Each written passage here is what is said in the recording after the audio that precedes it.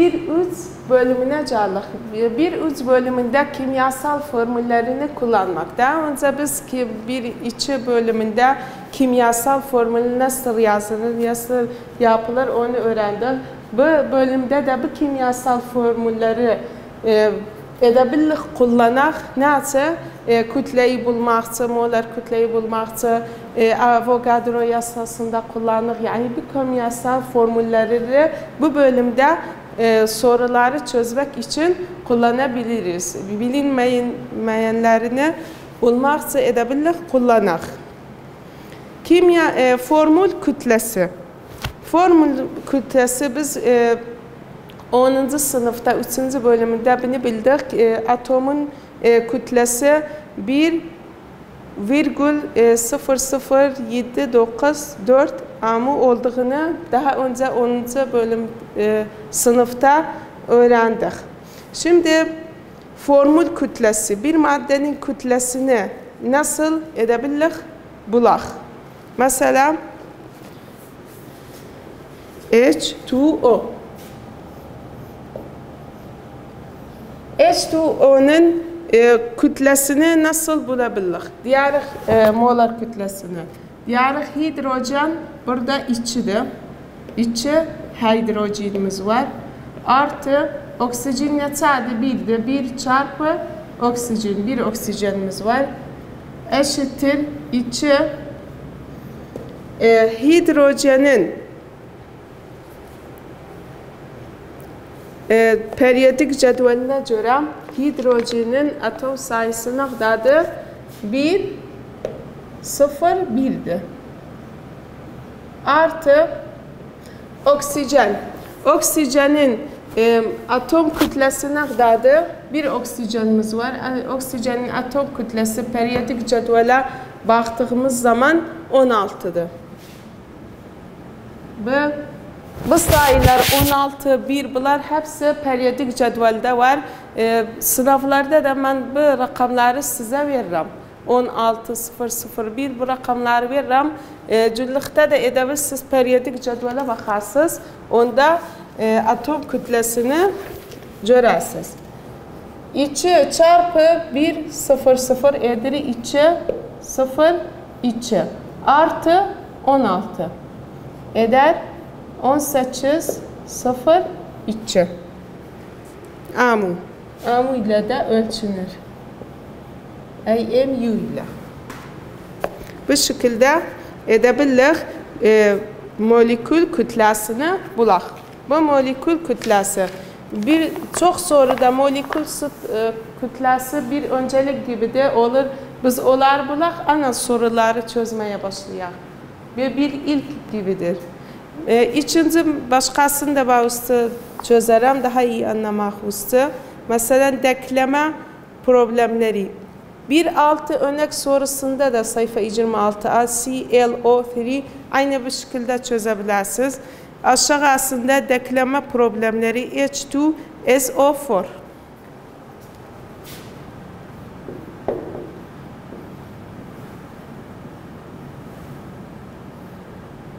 İçi hidrojen artı 1 salfar artı 4 oksijen. Bunlar neynərək bir periyodik cədvəldə bulabilirik. Hidrojen dedik 0.01'dir. Salfar 32.06.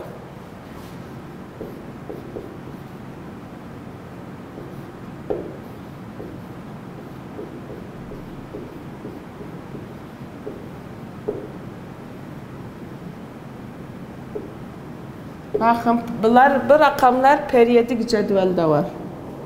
Bu rakamlar. Hidrojen, içi hidrojenimiz var.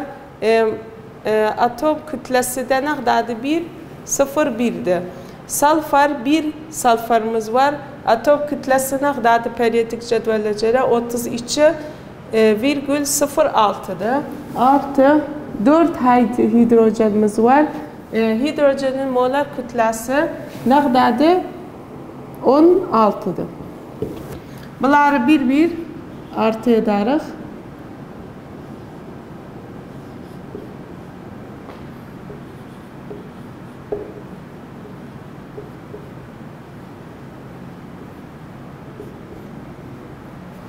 Bunları artı ettiğimiz zaman cevaplarda da görçülü 98 0 9 0. Bu nedir? Molar kütle.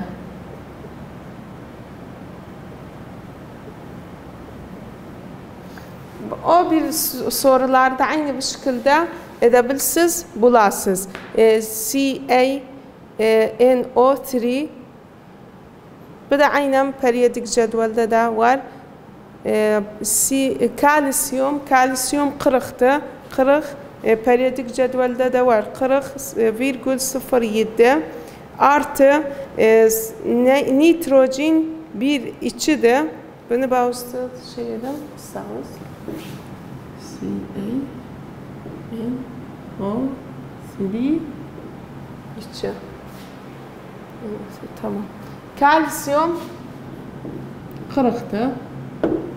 Periyodik cetvelde bunları yazarsınız. 40,07'de. Artı nitrojen, bakın nitrojen burada birdi. Bazı neyle çarpınıp, 2 ile çarpınıp. Bir ise her ikisinde.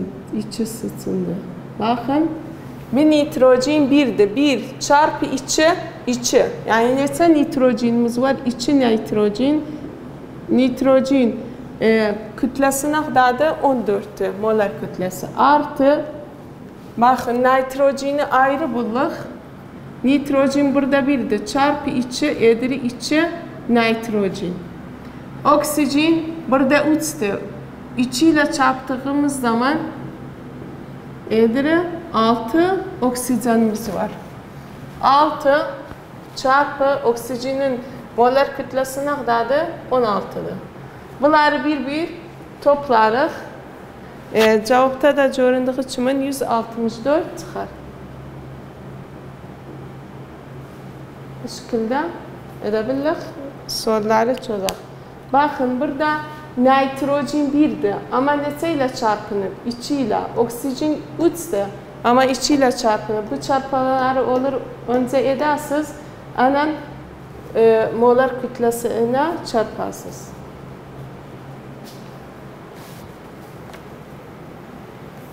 Atom numarası ile kütle arasındaki ilişkileri.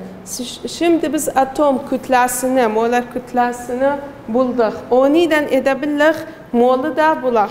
Sayfa daha sonra bu soruları bir çözeriz. Sayfa 28'de bir yasağımız var. Ona göre edebiliriz birbirinden daşırak. Mol edek kütle, kütle edek molar kütle. Her birbirleri birbiriyle daşırabilir. Avogadro sayısı. Avogadro sayısı İtalyan bilim adamı Amedeo Avogadro bu sayını buldu. Nasıl? Molar sayısı, Avogadro sayısını bir yasa olarak koydu. Kütleyi, molar kütleyi veya gramı bulmak için. Bu Avogadro sayısını adı tanımını yapsak, temiz bir maddenin en sondaki sıra yazılıp temiz bir maddenin bu bir molü külünde bulunan parçacık sayısıdır. Bu sayıda 6,023'tür.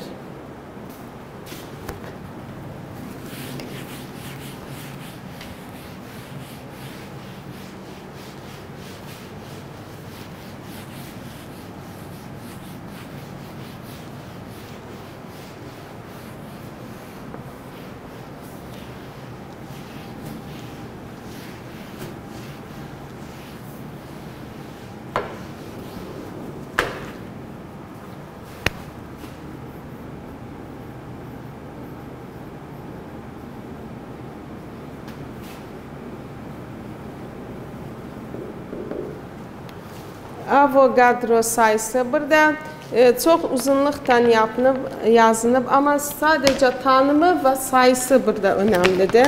Yasız temiz bir maddenin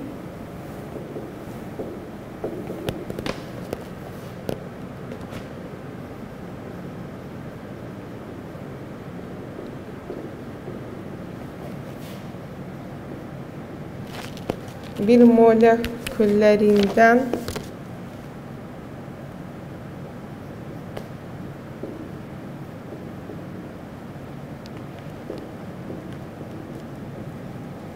bulunan parçacık sayısıdır.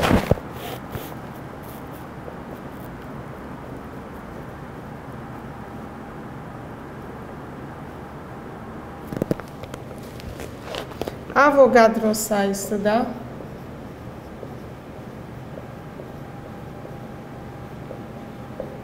eşittir 6,022 çarpı 10 üst 23. Bu sayı nedir?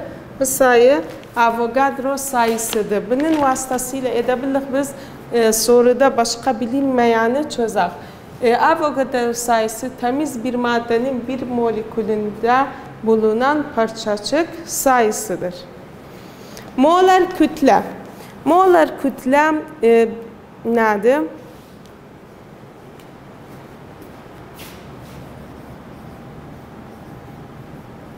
Biz bundan daha önce neydik? Molar kütle nasıl bulunur onu çıkarttık. Molar kütle nedir? O maddenin değerindeki Avogadro sayısı parçacıkta parçacık bulundurulur.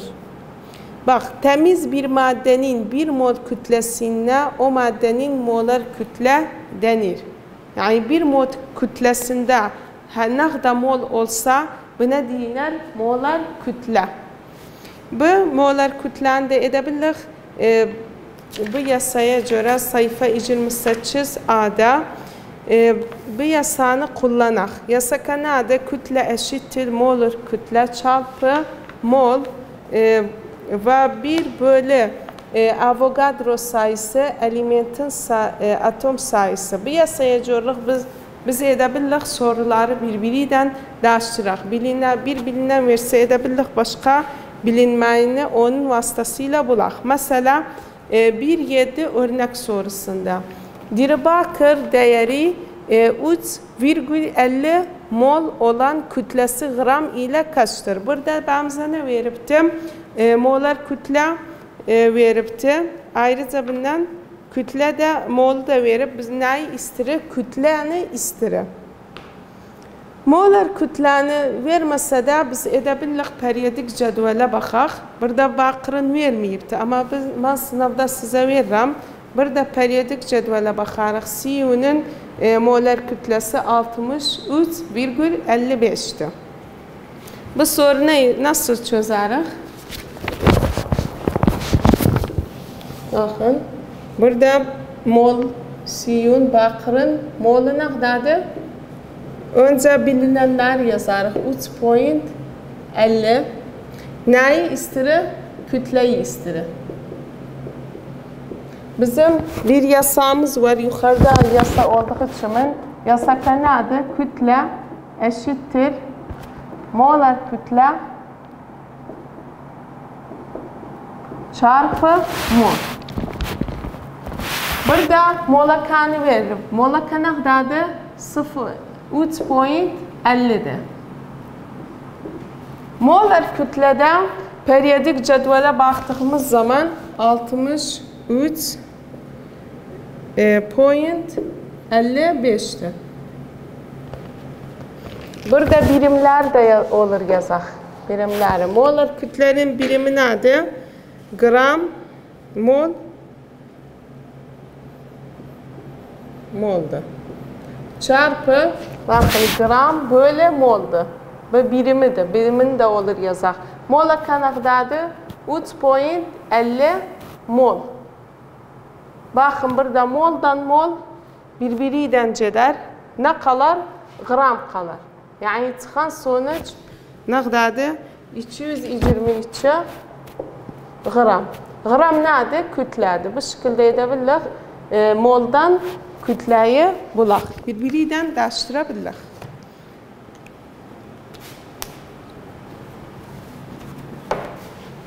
Kitabınızda çok uzun bir şekilde yazılır. Bu şekilde de yazabilirsiniz. Daha kısa olur.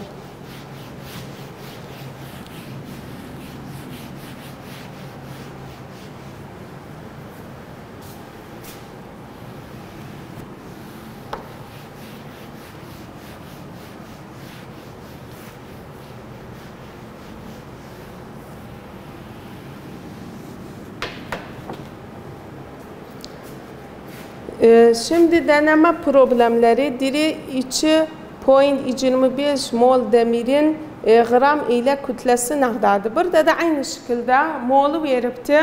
Neyi istiri? Kütleni istiri. Edebillik biz diyək kütle eşittir. Mol çarpı molar kütle. Molar kütle periyodik cədvələ baxarıq. 26'dır. Belə bilim, periyodik cədvələ baxdığımız zaman mol da 2.25'dir. Birbiriyle çarparıq. Ne çıxar? Kütle çıxar. Bu şekilde edebildik, hal edək. Ondan sonraki soruda aynı diri 0.375 mol potasyumun gram ile kütlesi kaçtır? Aynen bu şekilde gramla kütlesini edebildik, çıxardıq. Bazı sorularda mesela diğer kilogramla biz aynı şekilde kütleni gramla taparıq, sonra edebildik, bine bölək, kilogramla da bulaq. Burada çok soru var. Bu soruları bir olur. Hepsini çözersiniz. Nerede soru çözseniz daha iyi anlarsınız. Avogadro sayısı ile değişim. Bazı sorularda da neyler? Bazı Avogadro sayısıyla edebiliriz biz başka şeyleri bulaq. Bu şekilde sorunu çözebiliriz. Avogadro sayısı ile değişim. Aynı şekilde Avogadro'nu edebiliriz kütle, molar kütle, mol, gram bunlara çevirək. Birinci soru 1.9 örnek sorusu. Diri 3.01 çarpı 10⁻23 atom gümüşte gümüş Ag değeri mol ile kaçtır? Burada bağımızda ne istiri? Mol istiri. Ne veripti?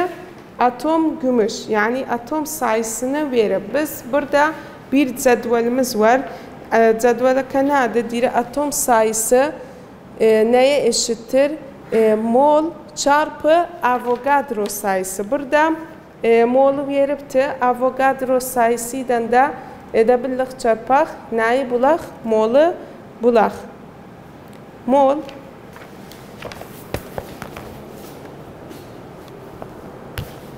önce verilenleri yazarıq.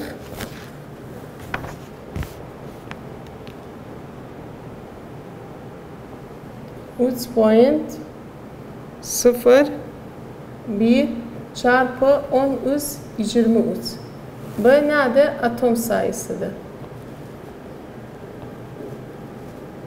Burada bağımızdan ne istiri? Mol.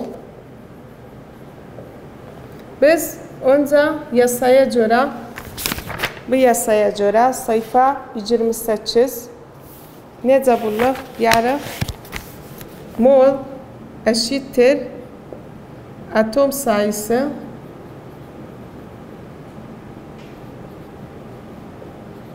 bakın bu yasaya göre atom sayısı mol eşittir elementin atom sayısı böyle Avogadro.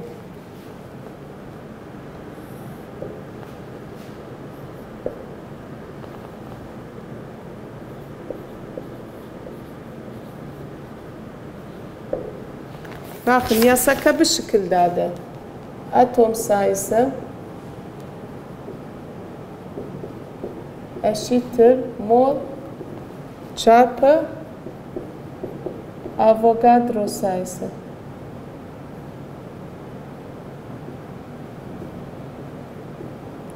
Biz burada atom sayımız var. Avogadro'nun da billik molu istirik. Diyarik mol eşittir. Moldan olan alta gedər Avogadro sayısı.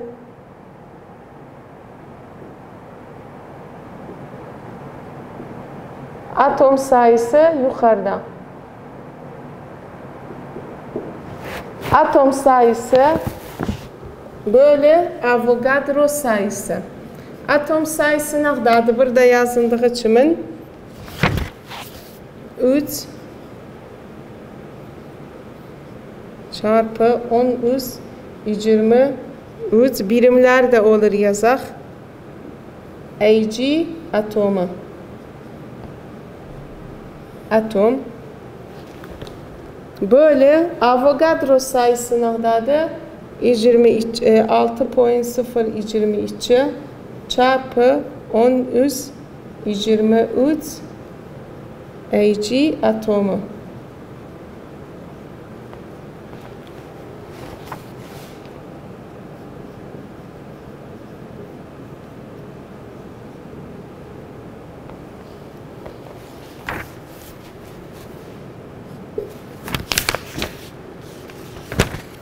Burada bir isim böldüğümüz zaman edir 0.5 mol Ag. Bu şekilde bir isini böldüğümüz zaman mol edebildik, molu çıkardıq. Deneme soruları. Burada başka sorular da var. Aynı bu şekilde edebilirsiniz, çözersiniz. Mol ararak kurşun değeri aynı şekilde molu verip de atom kurşununda kaçtır? Atom sayısını verip burada molu istiyor. Aynı bu şekilde edebildik. Mol eşittir atom sayısı. Böyle Avogadro sayısı. Edebildik. Şekilde bu sorularda çözək. Her üç sual aynı şekilde edebildik. Çözək.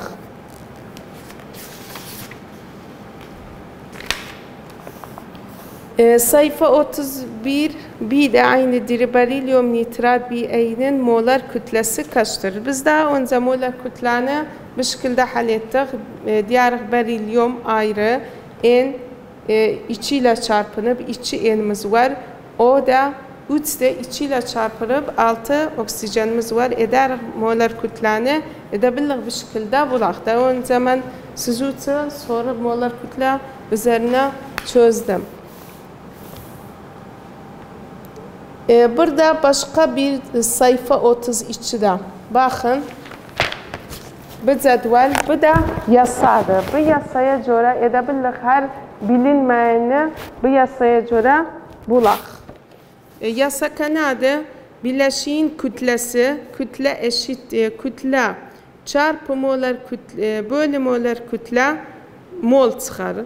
Bu molu edebildik Avogadro sayısı ile çarpaq. Molekül sayısı bileşik edebildik molar molekül sayısını bulaq. Veya bu gramı eşittir bileşiğin molar kütlesi çarpı mol. Bölü Avogadro molekül sayısını bulabilirik. Bu yasayı özümüzde gelen her soruyu edebildik bu yasaya göre bulaq. Bu sorular da aynen bu şekilde edebildik her bir sorular bunları bir yasaya göre bulaq. Değişim faktörü gibi molar kütle. Burada bir örnek soru verip oksijen gazının 2.50 mol olan kütlesi kaçtır? Burada da aynı şekilde bağımıza molu verip neyi istirir? Kütleyi istirir. Biz necə edə bildik molu kütle?